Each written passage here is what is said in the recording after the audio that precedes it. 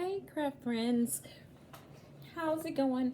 Recently, I purchased, and I've been purchasing a few things here and there since I had the vandalism of my house, kind of refurbishing and getting some things.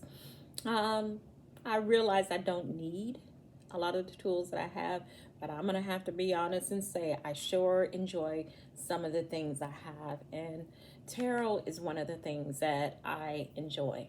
Um, some things I don't know what I have left, and some things I do have. So I've just been trying to replace and do some things. I recently, and some of you may already know about this, I recently purchased the Urban Tarot. Um, and it has been quite, this is the book. The book is in black and white. Um, Goes over the cards. What I like about some of these books is just to the point. With each card, it gives you a description of the card and what it is about. And I kind of like that. And so I'm going to do something a little bit different. I am going to pick a card at the end and kind of go and let you see what the book is talking about, and what the book says about the card. I don't always do that, but I am going to do it that way. That way you can kind of see how the book flows. These cards are not in any particular order or anything. I'm just going to go flip through them to give you a flip through of them. I am really liking them. Cardstock is pretty good. It does have kind of a glossy finish. This is how the card looks. It's a theme of urban life, and it seems like the author, he lives in New York City, so a lot of things are New York City themed. And the author is Robin Scott. I like the artwork, like the card stock and how it feels in my hand. The only thing is that the cards are a little bit on the longer side, as you can see. So sometimes it makes it hard for me to kind of shuffle in the bridge type formation. And so, oops, I just lost one. That may be my only minus, but it's not a big deal. But they just are a little bit long to me. So that's one thing. And I'm just going to go through quickly. May not go through all cards, just giving you a feel for the cards. This one here, and he has a theme at the bottom, the universe. I like the theme at the bottom, but you get to know at the top it tells you like this is the Knight of Swords or whatever. The Game Master, Ruin, that's Ten of Swords, Cruelty, Nine of Swords, Change, and he has two people exercising in an exercise studio with the disc, some disc coins, whatever you like, but those are discs. The Fool, he's standing on a building with his dog behind him. A little bit different, but a modern urban take on the Fool. Do like that the cards are diverse. These are the Three of Wands. It's Virtue. Like I'm going to Dominion. I'm just kind of going to go through to let you see the pictures, the colors, which are very vibrant. Like I said, this is Love, and they're in a coffee shop or whatever. And it's diverse in that there is gay love going on, and it's just diverse, and I really enjoy that about the cards. Success, Power, kind of losing, Ace of Disc, and it features the statue there. The Strength card, which I loved.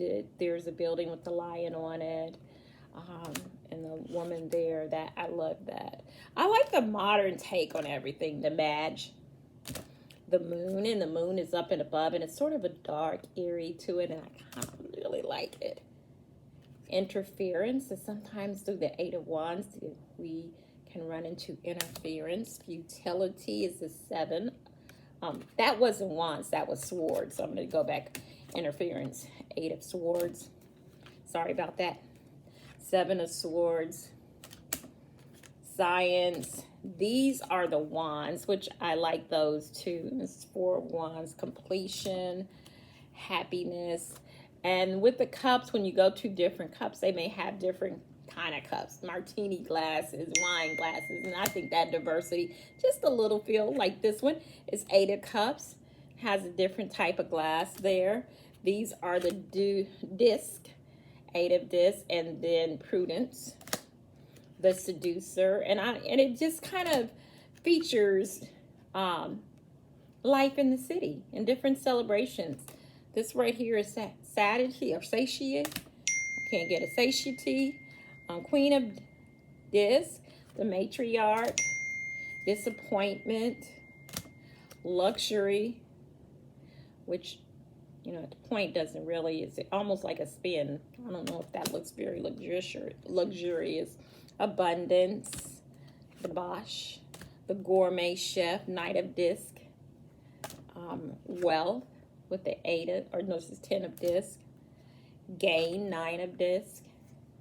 She's relaxing and everything.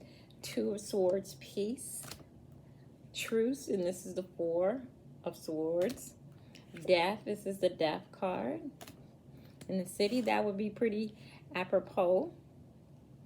This is swiftness, and it is a cyclist, a bicycle, and you can see the wands there, 8 of Wands. This is oppression, 10 of Wands. Some of the wands also being on the back of his shirt. Fortitude, I kind of got this card like the other day, and it is the 9 of Wands, and you can see that's the mail carrier with his mail bag. Kindergarten teacher is the Princess of Disc. Queen of Cups is the therapist. Defeat. Ace of Wands. This one right here is the High Priestess. She's very contemplative, thinking on some things, also taking care of herself. The filmmaker, and he is the Prince of Cups. The Aeon, the Wheel of Fortune, Knight of Wands, and he is a rock star. I mean, it's just really the Hierophant, the activist, who is the Princess of Swords, the Ace of Cups. And you can see the different kind of cup there. It's kind of like a chalice or a glass or so with the statues. And these are actual different statues and things in New York. Prince of Wands, which is the dancer. The journalist, which is the this is the Princess of Wands, and she is a dancer. This is the Prince of Wands, and he is a journalist. Art. This is the Hanged Man, and he's actually hanging from a building. This is the Emperor, the Empress. This is the Hacker, which is the Prince of Swords, the Ace of Swords, the Costume Designer, which is the Princess of Cups. There's a cup there, and you gotta kind of look through to find the cups. The Hermit, Justice, the Star, the Tower card, the Devil. Kind of got that bad boy image going on. Works. This is 3 of Discs with the building as they're working on the building. This is the 5 of Discs, and it's about worry. You're getting that diagnosis, and they're showing things, whatever is going on. Valor, and this is the Wands. And I like how the wands are. The Chariot. The Lovers. Just got married. And this is Pleasure. I kind of really like this. Failure, Dark, Victory. 5 of Wands is Strife, Competition. The Day Trader is the Prince of Disc. The Public Defender, who is the Queen of Wands. Sometimes I have to look to see. Oh, and here's a wand. Here, you gotta kind of look for them. And then this is the sun with the young child and the sun shining and the statue in the background. Okay, so there we are. And so, like I said, we're gonna kind of make our way through and just kind of mix them up a little bit. We're gonna pull a card And we're going to use the book to kind of show how the book describes the cards. Okay, so the card is the Hermit. Someone who is to themselves, lurking about, who just, does what they need to do. So that here indeed is the Hermit card. So let's go see what the Hermit card says. And the cards are numbered at the top. So you go, of course, to the corresponding number. And this is how, like, it's in black and white. So let's see what the Hermit card says. The Hermit, to me, I'm a bit of a hermit. Sometimes I just want to be left alone to myself, to think, to contemplate, to read, to research. And sometimes I kind of lurk behind and see what's going around in the city, and that's what this Hermit is doing. But let's see what they say. The Hermit. There are times in your life when the only answers that matter are the ones you can find for yourself. There are no questions that you can only ask to an empty room. No matter how much you enjoy the company of others, there are places you need to go where nobody else can follow. The Hermit is a card about solitude and the wisdom you can find when you take the time to isolate yourself from other people and can listen to yourself think. Living the life of a hermit can be lonely and bitter, but the wisdom and guidance he offers should not be ignored. He reminds us to listen to that inner voice that tells us when those around us have lost their way. With his tiny light, he illuminates the path through the darkest places. The card has a correspondence with the High Priestess, as it is through the Hermit's quiet isolation that we can learn to accept the priestess' deeper insight.